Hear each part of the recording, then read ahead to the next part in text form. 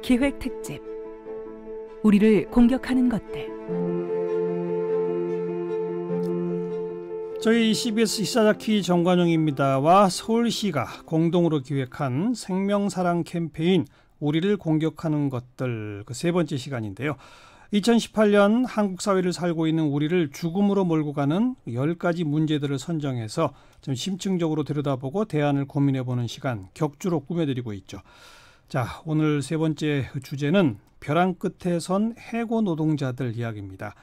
해고는 살인이다 이런 말이 나올 정도로 해고 후에 이 생활고와 스트레스를 겪는 분들 참 많은데 심각한 경우에 스스로 목숨을 끊는 그런 안타까운 선택하는 분들도 참 많습니다. 그래서 바로 우리가 공격하는 것들 세 번째로 해고 문제를 들여다봅니다. 오늘 나오신 분은요, 노동운동가 출신의 정치인이십니다. 정의당의 이정미 대표, 어서 오십시오. 네, 안녕하세요. 네. 노동운동 하시다가 해고되신 적 있으세요? 네. 몇 번쯤?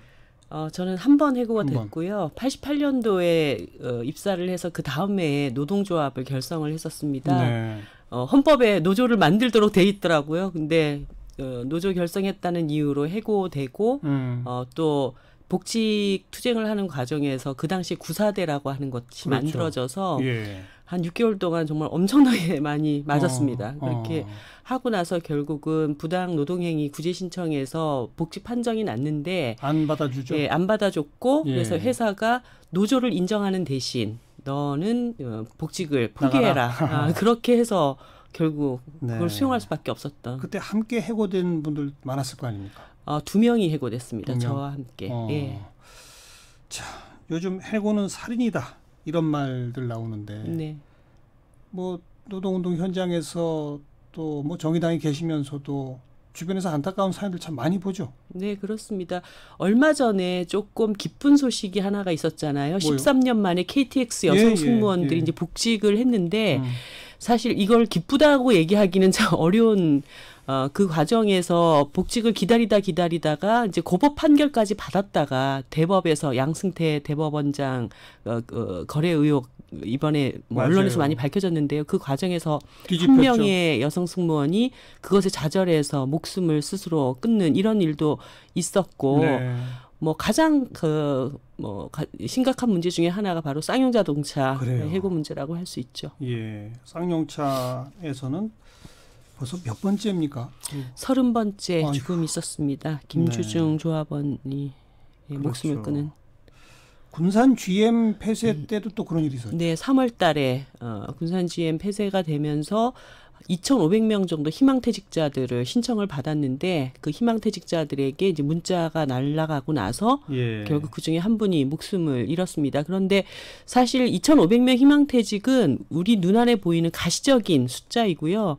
이게 군산 GM에 딸려있는 1차, 2차 하청업체 그리고 그 또 밑에 있는 협력업체들까지 따지면은 총 한 12,000명 정도 일자리를 잃었다라고 이렇게 표현하고 또 군산 전체 경제의 한 16% 정도의 타격을 입은 것으로 저희들이 알고 있습니다. 그렇기 때문에 정규직 그 희망퇴직자의 죽음 이외에도 더 많은 고통들이 그 안에 또 있었지 않았을까 생각합니다. KTX, 군산 GM, 뭐니 해도 쌍용차. 지금 그 서울 대한문 앞에 30번째 희생자분 분향소가 지금 마련돼 있지 않습니까? 네. 저희 곽지연 리포터가 그 분향소를 찾아가서 김득중 쌍용차 지부장 좀 만났는데요. 목소리 한번 직접 들어보죠. 2009년도 그해 여름은 정말 기억하고 싶지 않은 기억 속에서 지우고 싶은 그런 날로 기억될 거예요. 8월 4일, 5일로 이어졌던 경찰 특공대에 대한 이 살인 진압, 무자비한 이 진압은 이런 상황이 이제 2009년도 딱 지금이네요. 8월 이때 기억이라. 해고는 곧 우리한테는 죽음이었죠. 살인이었습니다. 정리해고는 살인이다 라는 것을 쌍용차 사태로 우리는 확인할 수 있었고 실제 지금 쌍용차 가족 동료 30명이 지금 돌아가셨잖아요. 그렇고 대다수의 우리 조합원 동지들은 해고자들은 가정이 붕괴됐고 또 인간관계마저도 파괴되는 이런 상황에 놓였죠. 네. 해고는 살인이다라고 하는 게 이제 두 가지 의미가 있어요. 정말 그 해고 당하면 마치 살인과 같은 그런 고통을 겪게 되지 않습니까? 네. 생업이 없으니까. 게다가 지금 방금 김덕중 지부장 얘기한 것처럼 인간성, 인간관계도 다 뭐 문제가 생기게 되고. 근데 또 정작 스스로 목숨 끊는 극단적 선택까지도 이어지는 네. 이런 의미의 이제 이중적 의미의 살인이라는 단어가 쓰이는데 많은 전문가들이 분석해 보기를 다른 나라도 해고는 많잖아요. 네. 근데 해고된 분들이 스스로 목숨을 끊는 극단적 선택으로 가는 경우는 다른 나라는 거의 없단 말이에요. 네. 왜 우리나라만 그런 게 많은 겁니까? 이 쌍용차가 굉장히 정말 특이한 케이스잖아요. 뭐 벌써 10년 가까이 됐는데도 계속적인 죽음이 이루어지는 이 배경을 보면은 예. 일단 그 당시 그 폭력 진압에 대한 트라우마, 그렇죠. 그다음에 손해배상. 그러니까 우리나라의 파업권 안에는 이 정리해고에 대항해서 파업을 할 수 있는 이런 권한이 없게 되어 있습니다. 그렇기 때문에 뭐 업무조정 방해, 뭐 이런 그 업무방해죄 이런 예. 것으로 그 당시 47억 원 손해배상 청구받았고 2015년도에 노사 합의로 일부가 제해지긴 했지만 경찰이 그 당시에 입은 손해에 대한 16억 원 배상은 그대로 있습니다. 맞아요. 그렇기 때문에 이분들이 설사 복직된다 하더라도 평생 일해서 손해배상금을 갚아야 되는 그렇죠. 이런 상황. 그리고 아까 김득중 지부장 얘기했던 것처럼 그 당시에 이 진압 과정에서 정부가 그런 얘기를 흘렸습니다. 이 용공 세력들이 이 안에 잠입해서 이 파업을 일삼고 있다. 하하.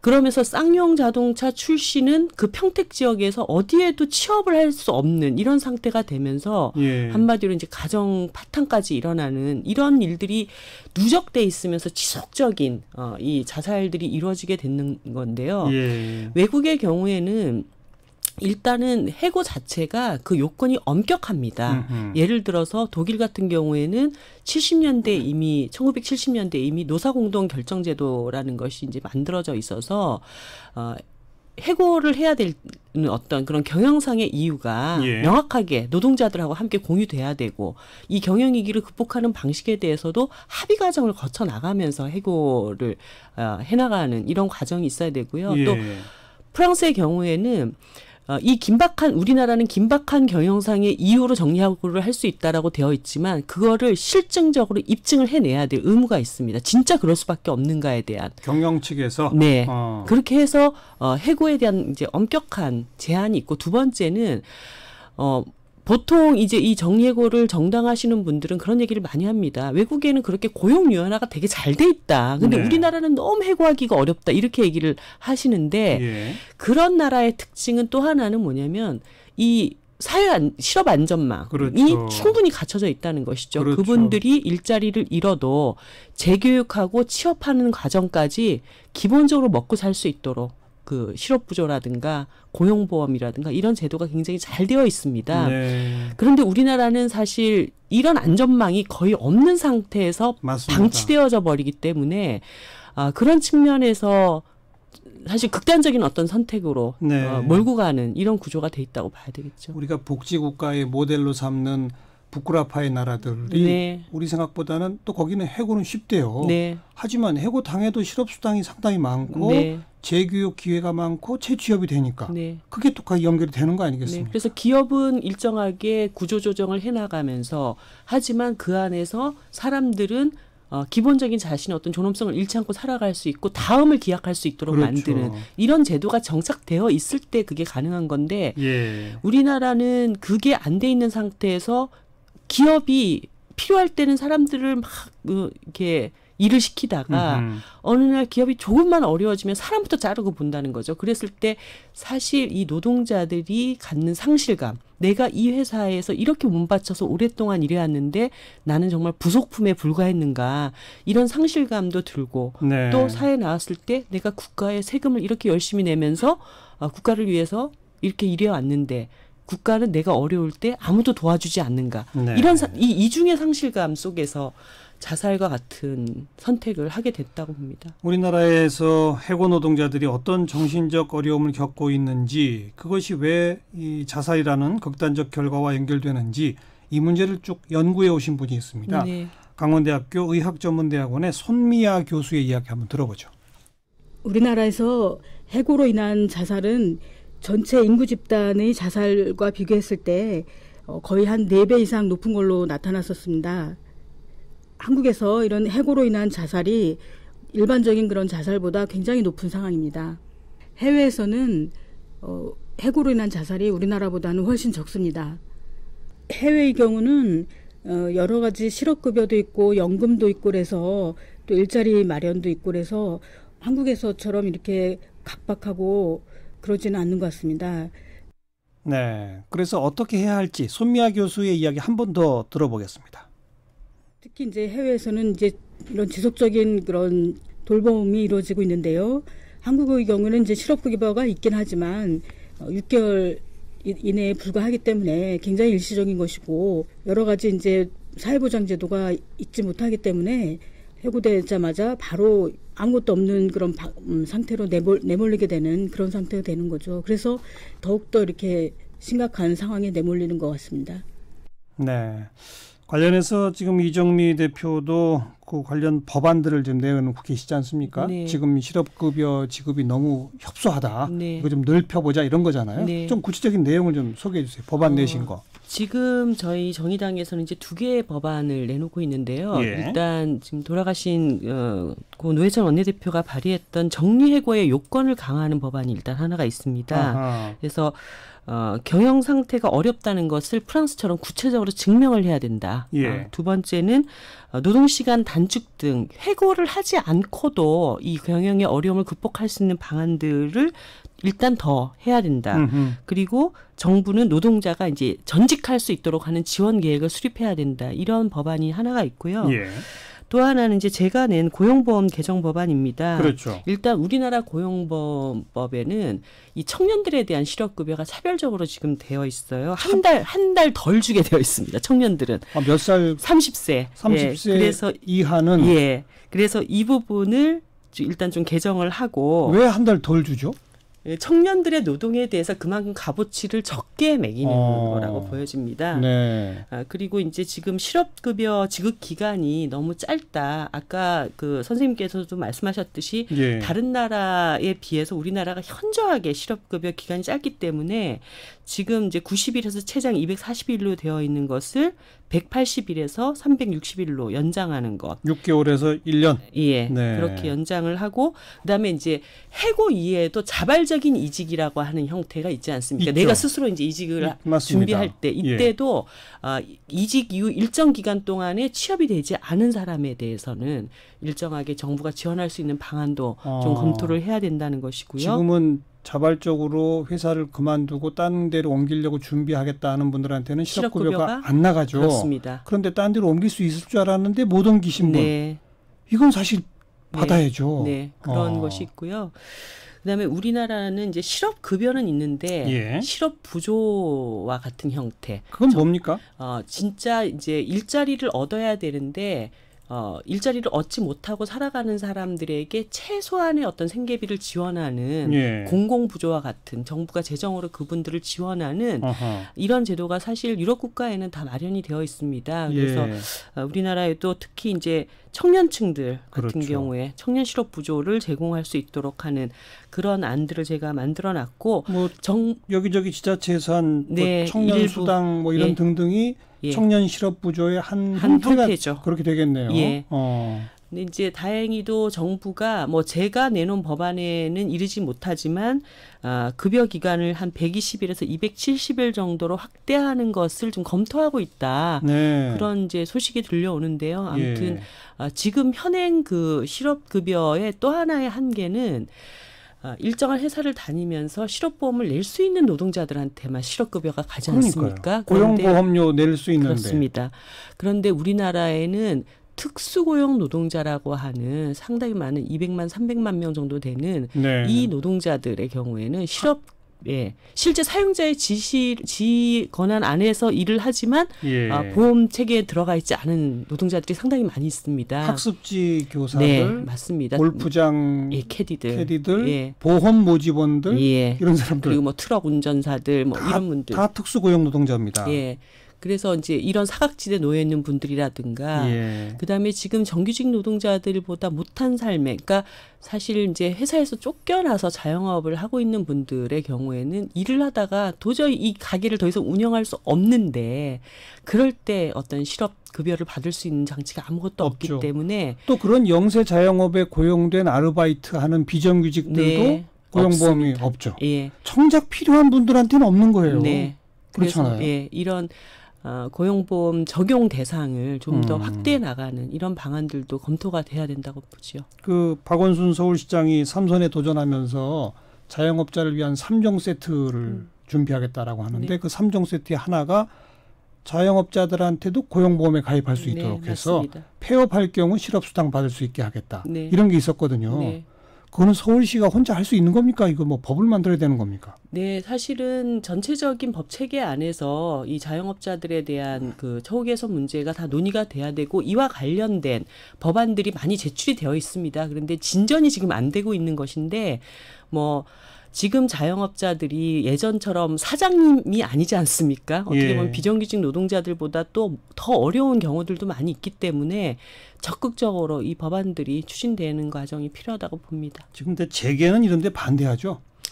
예, 그렇습니다. 그러니까 결국은 이 성장의 과실이 너무 위에만 고여 있고 그 아래에서 이제 피해받는 사람들. 그래서 이번에 최저임금 논란 같은 경우도 결국 자영업자와 저임금 노동자들 간의 갈등으로 비화되지 않았습니까? 그래서 그래요. 이런 좀 전반적인 패러다임의 전환, 구조적인 개선이 좀 위에서부터 제대로 차근차근 문제가 해결돼야 되지 않는가 이런 생각이 듭니다. 네, 직접 그 현장에 이 해고 당한 노동자분들 많이 만나보셨잖아요. 네. 뭐라고들 신경을 털어놓으시던가요? 한마디로 너무 억울하다는 얘기를 많이 하시죠. 억울하다? 예. 그러니까 자기들이 이때까지 회사를 함께 키워온 기업의 동반자인 줄 알았는데 그러니까 조금만 어려울 때 가장 먼저 정리될 수 있는 대상이었다라고 하는 것에 대한 배신감, 억울함, 뭐 이런 게 사실 정신적으로는 가장 큰 고통이라는 생각이 듭니다. 뭐 당장 생계의 문제도 있겠지만 회사가 나를 정말 이렇게밖에는 취급하지 않았구나라고 하는 것에서 오는 정신적인 고통이 가장 크다고 봐야죠. 그리고 그 해고는 해고된 노동자 혼자만의 문제가 아니라 그 가족 전체한테 그렇습니다. 영향을 미치지 않습니까? 네. 그래서 가정 파탄으로 이어지고 뭐 이런 것들이 많잖아요. 네. 그래서 사실 또 이런 문제 때문에 맞서 싸우면 싸우는 대로 뭐 손해배상 청구가 그렇죠. 날라온다든가 네. 뭐 이런 이중 삼중의 어려움을 겪게 되는 것이죠.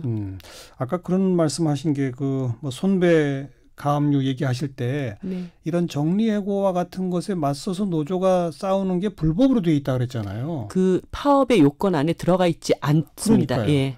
그런데 노동자가 해고가 부당하다고 투쟁하는 게 어떻게 파업의 요건이 안 될 수가 있습니까? 네. 그래서 아까 얘기했던 것처럼 그 정리해고의 요건을 명확하게 강화시켜 놓고 그것을 위배했을 때 노동자들이 자기 스스로의 권리를 위해서 싸울 수 있도록 하는 그런 법률 개정이 필요하다고 봅니다. 예. 바꿔야 할 게 많네요. 네. 먼저 정리해고의 요건을 강화한다. 노동자들의 단체 행동권의 범위를 확대한다. 네. 그리고 고용보험에 가입 대상이 지금 사각지대가 너무 많다. 네. 이거 확대해 줘야 된다. 네. 그다음에 실업급여의 뭐 지급 기간이라든지 뭐 이런 것들을 더 확대해야 한다. 네. 또 실업 부조 같은 것들도 네. 새롭게 도입을 해야 한다. 네. 이거 언제 다 합니까 이거? 여기에서 이제 항상 얘기를 할 때마다 결국 재정 문제를 많이 얘기를 합니다. 네. 어디서 그럼 예산을 가져올 거냐. 그러니까 결국은 이런 복지 체계가 항상 그 뒤로 미뤄질 때마다 나오는 이야기인데요.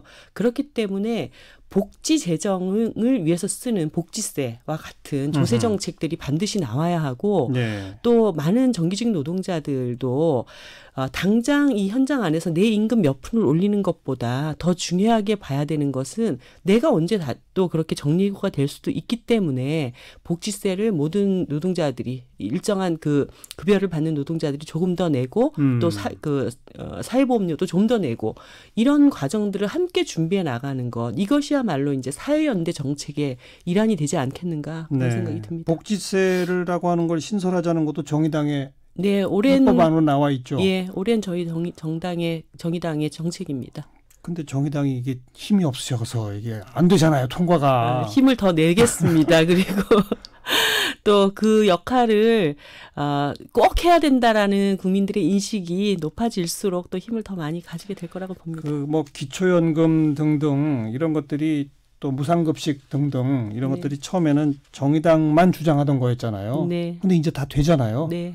나머지 지금껏 쭉 말씀하신 것도 좀 있으면 되겠죠? 네. 사실 대다수 일하는 사람들이 이 사회에서 자부심을 가지고 살아갈 수 있는 사회를 만드는 것, 이것이 노동정책의 핵심입니다. 그럼요. 예, 그것을 위해서 정의당이 꾸준히 더 노력을 해나가야겠습니다. 네.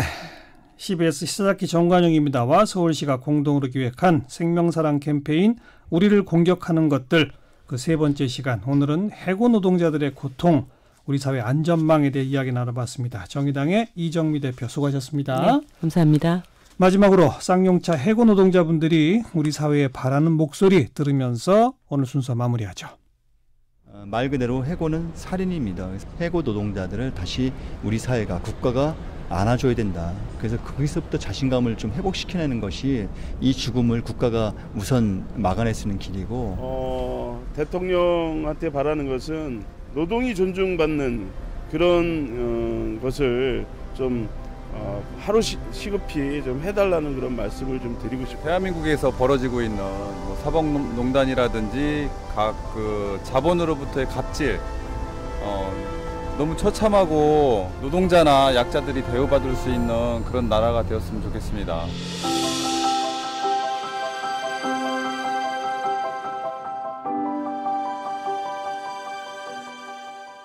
통행료 부담이 줄었으니까 안 타면 손해죠. 아직도 빠른 길 놔두고 돌아가세요? 출퇴근이 얼마나 편해졌는데. 실속 있는 운전자라면 서울 외곽순환고속도로 일산퇴계원 구간 요금이 저렴하니 어찌하니 달릴 소냐. 통행료 낮추고 국민 행복 올리고. 8월 15일까지 이용인증 이벤트 중. 김정근, 이지혜의 비타민 뉴스. 구주제약에서 정말 탐나는 비타민을 만들었습니다. 우리 부부처럼 탐난다고 합니다. 엘시스테인과 비타민의 만남, 엘시비탐. 피로엔, 엘시비탐 파워. 피부엔 엘시비탐 미. 탐나는 비타민, 엘시비탐. 잘 듣는 회사, 구주제약. 시사잡기 오늘 순서 마치겠습니다. 내일 저녁 다시 뵙죠. 안녕히 계십시오.